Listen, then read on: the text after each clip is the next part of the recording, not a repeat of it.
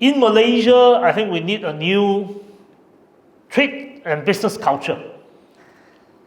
For the longest of time, I think the culture is if someone wants to lobby a certain policy, he will lobby for his own companies.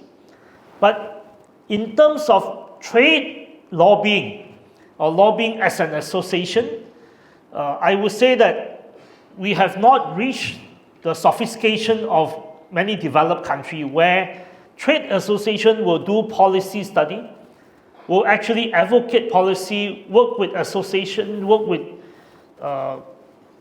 what they call companies within the industry, work with authorities in an in-depth way in order to influence, lobby, and change policy in the favor of a particular industry as well as in the interest of the nation. So I'm very glad that you are forming this association because this will help, as both Desmond and Jess have mentioned, this will help create importance and explain why your industry matters to others, matters to the country, and matters to the people in the form of better quality, better standard, better jobs provided for ordinary Malaysians and for the nation. So I congratulate you. I just want to make a joke. Very often you go to different associations, they'll ask you for more foreign workers. At least you don't ask for that, and I'm very glad for that. Because I think we as a nation, we need to move forward. We need to move forward, and we need associations, we need trade organizations to be able to articulate what your industry means to the whole nation and what your industry means to workers, means to safety. I mean, you have articulated about safety. So I congratulate you and your association on that. Yes, you mentioned about trade. We are entering into a very difficult period globally. We are dealing with Trump tariff. But Trump tariff, there are actually three parts at least. The first part is what we are negotiating, reciprocal tariff. There is a 301 on semiconductor and other products.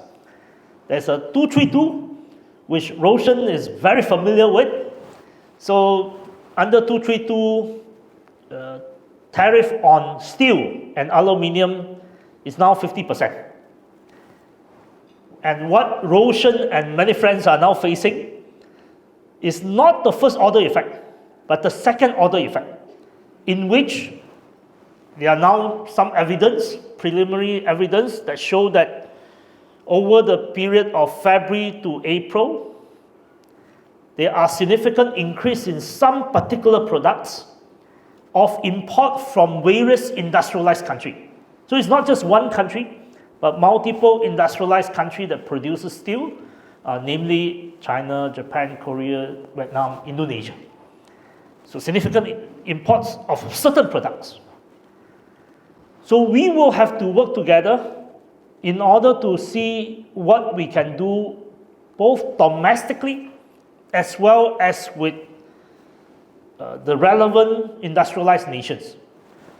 Of course, if we go on total protectionist approach, it may not be helpful. But if we go on a total free market approach, it is also not helpful because we will see potentially the closure of domestic steel plants. And that is something that Roshan, myself, and all of us would not want to see. So I think this is a challenging time, but because this is a challenging time, it gives us an opportunity to work together. It gives us an opportunity to review and rethink and reimagine our future, as well as do things differently. And we need to do things differently. As far as the questions of localization is concerned, I like the word you use, level the playing field. I fully agree with you. Of course, this requires a mindset shift within the government, within the industry, within your main contractors, companies that are setting up.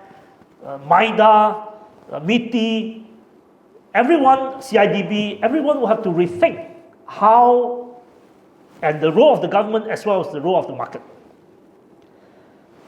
It is important that we level the playing field. It's important that we need to understand how the market is skewed. I mean, sometimes, to be honest, we won't be able to understand fully. As government, we are dealing with multiple industries. We're dealing with steel. The next hour we deal with semiconductor. The next hour we have to deal with ceramic. We may not be able to see the full picture until the industry associations come and provide us with detailed information, which is why your role is so important. Your role is important because the government will not be able to fully understand the industry, and we need your help. And I agree with the idea that we need to level the playing field. But how to do it, we will need to convince as many people as possible. And in what context? I think, why do we want to level the playing field? You have pointed out very well. We want to protect Malaysian jobs. And protecting Malaysian jobs has social, political, and economic basis or reason that we have to do so. We want to safeguard standards so that our buildings do not collapse. We want to ensure that there are no balance of payment troubles where outflow is more than inflow. Therefore, having more local, using more local fabricated steel will help to safeguard our balance of payment position. I think that is a very important point as well. So articulating why we have to level the playing field for local industry, you will have to, it comes with certain basis, and I think these are the basis. On the questions of steel industry, as Desmond say, the government only look at upstream, they haven't looked at downstream enough. I stand guilty as charged because we work too much with Roshan, and Roshan mostly talk about upstream. So the government set up the Independent Steel Committee, and the Independent Steel Committee chaired by Dr. Omar Siddiq produced a report, and we're now guided by the report. Honestly, I mean, we stand as charged. We are mainly focusing on upstream, but at the same time, we hope we can move forward to look at the overall industry as well. So with the formation of your association, this will be helpful.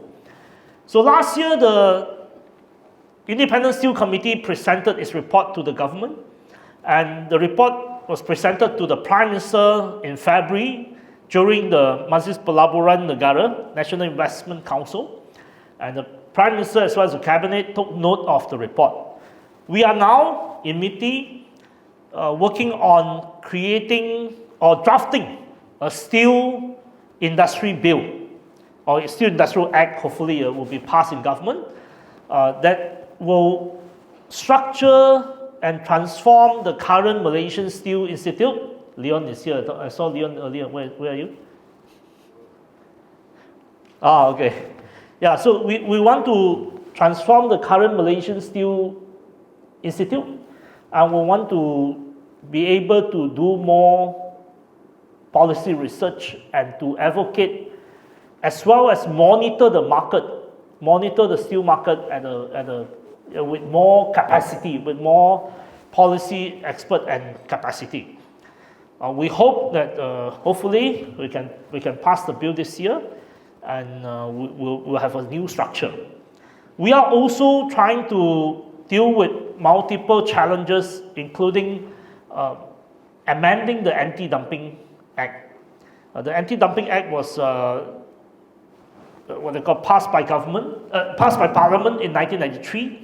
We're now hoping to amend the Anti-Dumping Act, and hopefully we can do this in the July-August Parliament session.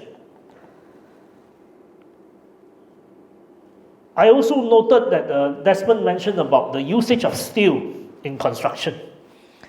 It so happened that on 21st of June, I attended the annual dinner of Pertubuhan Architect Malaysia. I think it's a rare occasion where, in which I mentioned about steel industry there. Without knowing that you mentioned this, I mentioned to the architects, I say, it is time for you to think about using more steel. Because in Malaysia, apart from a few buildings that you mentioned, KLIA and KLCC or Twin Tower, we do not use much steel in construction. So I hope I can foster a conversation between the architects and your association, and to create new ideas how to use steel in our buildings. And I believe that you will be able to contribute and shape. So the architect shapes the building. Winston Churchill like to say this, or we would like to quote Winston Churchill. Winston Churchill say, architects shape the building and the building shape us. So you have a chance, and I hope you have a chance, I hope we can foster that conversation for you to create an opportunity to shape the architects so that they shape the buildings. So I hope these few points as a response to both of you, Jess and Desmond, and also to share with all the audience here some of the work that we are doing and how we see the emerging challenges in trade and then also in industrialization.